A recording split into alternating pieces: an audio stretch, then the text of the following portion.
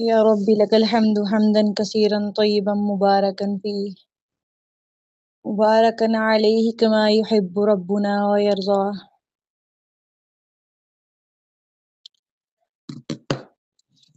آج ہم کل والے لیکچر کو ہی ریپیٹ کریں گے۔ کل کسی وجہ سے اس کی ریکارڈنگ نہیں ہو سکی تو انشاءاللہ باقی ہم اسی لیکچر کو آج ریپیٹ کریں گے انشاءاللہ۔ طہارت کے احکام و مسائل میں کل ہم نے خواتین کے عام مسائل و احکام، جن میں خواتین کا اسلام سے قبل، اسلام کے بعد مقام، یہ سب ہم نے ڈسکس کیا تھا۔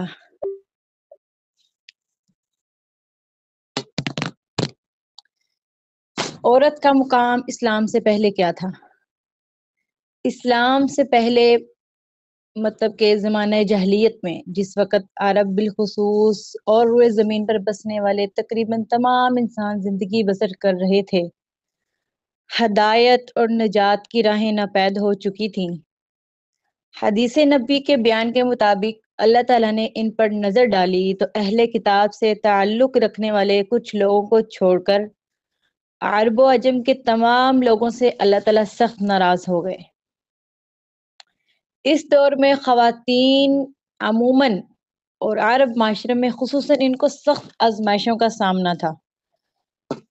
عرب کے لوگ بچیوں کی ولادت کو سخت ناپسند کرتے تھے۔ کچھ ایسے تھے جو انہیں زندہ درگور کر دیا کرتے تھے کہ مٹی کے نیچے دب کر یہ دم توڑ دیں، اور کچھ ایسے بھی تھے جو ان کی تربیت کو بوجھ سمجھتے تھے۔ جو کوئی بچی زندہ بچ جاتی اس کو ذلت اور رسوائی کی زندگی گزارنا پڑتی۔ اسی طرح اللہ تعالیٰ نے فرمایا اسی بات کے حوالے سے، وَإِذَا بُشِّرَ أَحَدُهُم بِالْأُنثَىٰ ظَلَّ وَجْهُهُ مُسْوَدًّا وَهُوَ كَظِيمٌ يَتَوَارَىٰ مِنَ الْقَوْمِ مِنْ سُوءِ مَا بُشِّرَ بِهِ أَيُمْسِكُهُ عَلَىٰ هُونٍ أَمْ يَدُسُّهُ فِي التُّرَابِ أَلَا سَاءَ مَا يَحْكُمُونَ۔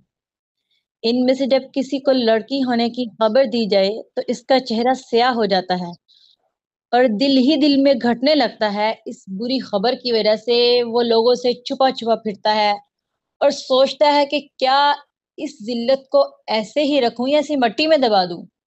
کیسے ان کے یہ فیصلے ہوتے تھے، برے فیصلے تھے یہ سب ان کے۔ وَإِذَا الْمَوْءُودَةُ سُئِلَتْ بِأَيِّ ذَنبٍ قُتِلَتْ، اور جب زندہ گاڑی ہوئی لڑکی سے سوال کیا جائے گا کہ کس گناہ کی وجہ سے وہ قتل کی گئی ہے۔ موعودہ تو اس بچی کو کہتے ہیں جو زندہ درگور کر دی گئی ہو، کہ مٹی کے نیچے دب کر اس کا دم وہ بالکل اس کا وہ ختم ہو جائے، وہ فوت ہو جائے، اس کو مار دیا جائے۔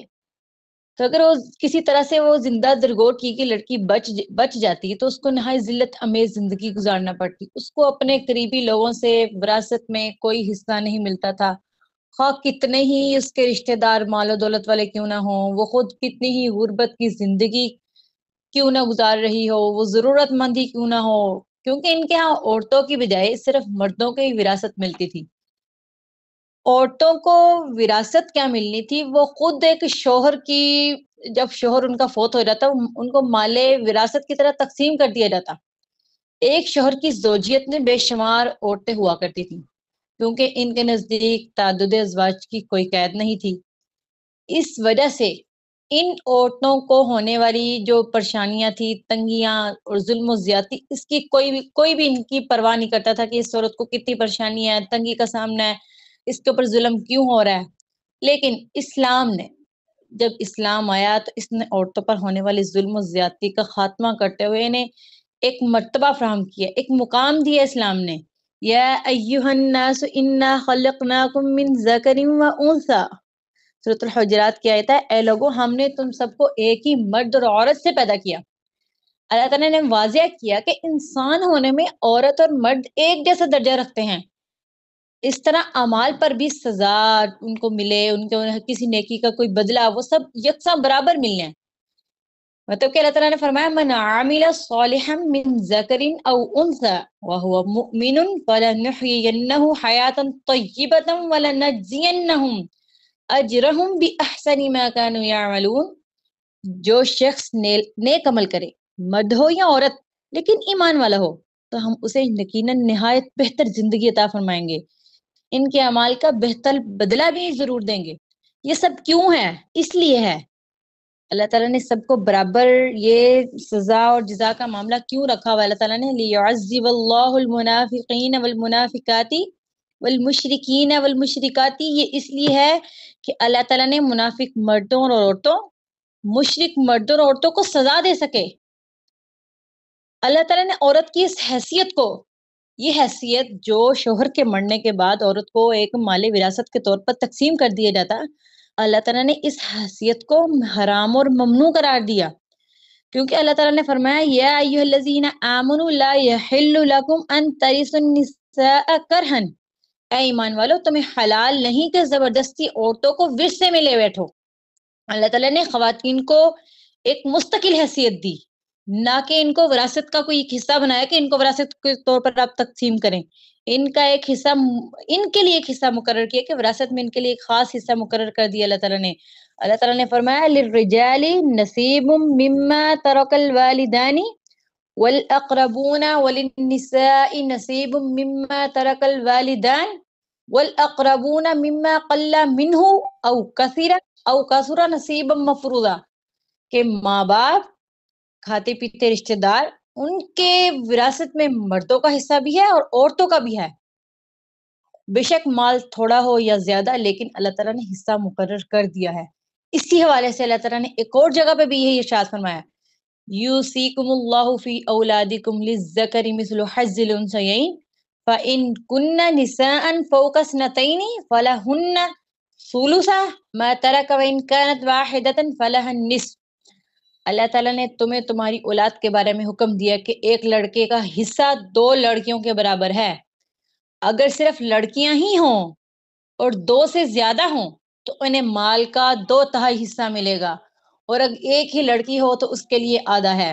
کہ اللہ تعالیٰ نے کتنی اس کو آسان طریقے سے اس کی تقسیم کی ہے کہ ایک لڑکے کا حصہ 2 لڑکیوں کے برابر ہے، اور اگر لڑکا نہیں ہے صرف لڑکیاں ہی ہیں تو آپ کو اس کا 2/3 حصہ ملے گا، اور اگر ایک ہی لڑکی ہے، کوئی لڑکا بھی نہیں ہے تو اس کے لیے آدھا ہے۔ اس طرح کی بہت ساری آیات ہیں جو مال وراثت میں ماں، بیٹی، بہن، خواتین کو اللہ تعالیٰ نے ان کی تقسیم اچھے طریقے سے کر دی ہے۔ اور اس طرح ازدواجی زندگی تعلق سے اللہ تعالیٰ نے 4 بیویوں کی حد مقرر کر دی ہے کہ 4 بیویاں آپ رکھ سکتے ہیں، بشرط یہ کہ آپ ان کے درمیان عدل انصاف کر سکیں، ان کو اچھا کھانا پینا سب کچھ فراہم کر سکیں۔ اگر آپ کی مالی حیثیت یا آپ کا عدل و انصاف کر سکتے ہیں تو پھر آپ 4 بیویاں رکھ سکتے ہیں۔ وَاعْشِرُوهُنَّ بِالْمَعْرُوفِ، کہ ان کے ساتھ اچھے طریقے سے پیش آؤ، ان کو اچھے طریقے سے رکھو اور ان کا حق مہر ادا کرو۔ اللہ تعالیٰ نے مہر کو عورتوں کا حق قرار دیا کہ وہ چاہے تو لے، وہ چاہے تو اس کو معاف کر دے۔ فرمایا وَآتُوا النِّسَاءَ صَدُقَاتِهِنَّ نِحْلَةً وَإِن طِبْنَ لَكُمْ عَنْ شَيْءٍ مِّنْهُ نَفْسًا فَكُلُوهُ هَنِيئًا مَرِيئًا، کہ عورتوں کو ان کا حق مہر خوشی سے دے دو، ہاں اگر وہ خود اپنی خوشی سے کچھ حق مہر چھوڑیں تو اسے شوق سے خوش ہو کر کھاؤ پیو۔ اسی طرح اللہ تعالیٰ نے عورت کو اپنے شوہر کے گھر میں ایک نگہبان کی حیثیت بھی عطا کی ہے، جو ہر اچھائی برائی کی مالک ہے، جو امر و نہی ان کو اچھا برا بتائے، اپنے بچوں کی مالکن ہے، سردار ہے، کہ عورت اپنے شوہر کے گھر اور بال بچوں کی نگران بھی ہے، اس سے سوال بھی کیا جائے گا۔ نبی کریم صلی اللہ علیہ وسلم نے فرمایا عورت اپنے شوہر کے گھر اور بال بچوں کی ایک محافظ اور نگران ہے، اس سے قیامت والے دن ان سب کے متعلق سوال کیا جائے گا۔ اسی طرح شوہر سے بھی یہ سوال کیا جائے گا کہ اس نے اچھے طریقے سے بیوی کے نان و نفقہ، اس کے رہن سہن، لباس، کھانا پینا اور اخراجات کی اچھے طریقے سے ذمہ داری عائد کی، اس نے اچھے طریقے سے سب کو نبھایا یا نہیں۔ عورت سے بھی سوال کیا جائے گا اور شوہر سے بھی سوال کیا جائے گا۔ آج کے اس دور میں دشمنان اسلام، جو ہمارے اسلام کے دشمن ہیں، وہ مختلف طریقوں سے خواتین کی عزت، ناموس، ان کے حقوق کو ختم کرنا چاہتے ہیں۔ یہ کیوں کرنا چاہتے ہیں؟ وہ صرف اس لیے کہ وہ اپنی شہوتوں کو تسکین پہنچانے کے لیے کے بعد کمزور اپنے ایمان کو کمزور بے قابو خواہشات کو حاوی کر کے وہ خواتین کو صرف اپنے مقصد کے لیے استعمال کرنا چاہتے ہیں. ان کا قرآن پاک میں اللہ تعالیٰ نے اسی طرح ان کے بارے میں ارشاد فرمایا ہے کہ وَيُرِيدُ الَّذِينَ يَتَّبِعُونَ الشَّهَوَاتِ أَن تَمِيلُوا مَيْلًا عَظِيمًا کہ یہ وہ لوگ ہیں جو خواہشات نفس کے پیروکار ہیں. وہ چاہتے ہیں کہ تم سب اس اللہ کے راستے سے ہٹ جاؤ، کہ اللہ تعالیٰ کے راستے سے ہٹ جاؤ. یہی وہ لوگ ہیں کہ جب عورت جو ہے اپنی مجبوری کے تحت اگر وہ نکلتی ہے کہیں باہر اپنی ملازمت کرنے کے لیے، جاب کرنے کے لیے، ایسے لوگ ہی عورت کو ہراساں کرتے ہیں، اس کو ایسا مجبور کر دیتے ہیں کہ عورت نہ چاہتے ہوئے اپنے آپ کو غیر محفوظ سمجھتی ہے، وہ نکلتے ہوئے ڈرتی ہے، خواہ وہ گھر میں صرف اپنی ایک مجبوری کے لیے نکل رہی ہے، اپنے بچوں کو، یا بیوہ ہے وہ اپنے ماں باپ کا اکیلا سہارا ہے، لیکن وہ صرف ایسے لوگوں کی وجہ سے جو راہ چلتے ہیں ان کو ہراساں کرتے ہیں، ان کو پریشان کرتے ہیں، ان کی عزت کو ان پہ حملہ کرتے ہیں. تو قرآن مجید میں اسلام نے خواتین کو تعلیم، ملازمت کے لیے باہر نکلنے سے منع نہیں کیا. گھر کے باہر خواتین جو ہیں وہ ملازمت کر سکتی ہیں، اگرچہ ان کی ایک خاص ضرورت ہے، وہ شوق سے نہیں جا رہی، کسی ضرورت کے تحت وہ باہر نکلتی ہیں. اگر وہ دینی امور کی تعلیم حاصل کرنے کے لیے گھر سے باہر نکلتی ہیں تو یہ بھی کوئی حرج نہیں ہے. جس طرح جن دینی مسائل کی عورت کو ضرورت ہو انہیں سیکھنے اور حاصل کرنے میں کوئی حرج نہیں ہے، لیکن شرط یہ ہے کہ عورتوں کے درمیان رہ کے حاصل کیا جائے. مساجد میں یہ درس دروس اور واعظ نصیحت کے دروس اقامت ان میں ہم شرکت کر سکتے ہیں، اس میں کوئی مذائقہ نہیں ہے، بشرط یہ کہ پردے کے ساتھ ہو اور مردوں کے ساتھ اٹھنا بیٹھنا ان کا اختلاط نہ ہو، مکمل باپردہ ماحول ہو. ابتدائی اسلام میں خواتین، ہماری صحابیات ہے، یہ سب خواتین مسجد میں حاضر ہو کر نبی کریم صلی اللہ علیہ وسلم سے، صحابہ کرام سے یہ سب اسلام کے بارے میں سیکھتی تھیں اور سکھاتی تھیں. یہ سب ہمارا اس دور میں جو ہے یہ خواتین کا اس طرح کا کر دینا کہ نہیں اسلام نے اس چیز کی اجازت نہیں دی، اور اگر اجازت دی ہے تو اسلام نے بہت سے دینی بہت حدود کے اندر قائم رہ کے پردے کے ساتھ مردوں کو اختلاط نہیں کرنا، ان کے ساتھ مل جل کے بے پردہ ماحول میں نہیں، اچھے طریقے سے آپ نے، اگر آپ کو ضرورت کے لیے نکلنا پڑ رہا ہے تو آپ اس کے لیے نکل سکتے ہیں. تو یہ کچھ بنیادی باتیں تھیں آج کے اس لیکچر کے حوالے سے.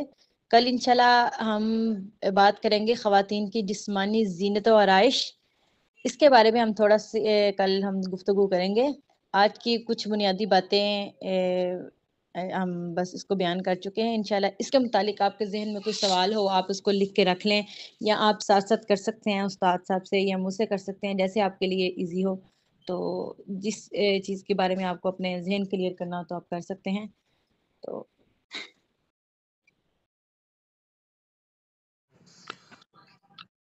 السلام علیکم سر، سبق یہ کمپلیٹ ہو چکا ہے. کسی کا سبق کے متعلق یا کوئی سوال ہو اس حوالے سے تو کر سکتا ہے، ورنہ پھر ہم کلاس بند کر کے تو دوبارہ پھر انشاءاللہ تفسیر کی کلاس شروع کرتے ہیں. کسی کا کوئی سوال ہے تو وہ کر سکتا ہے.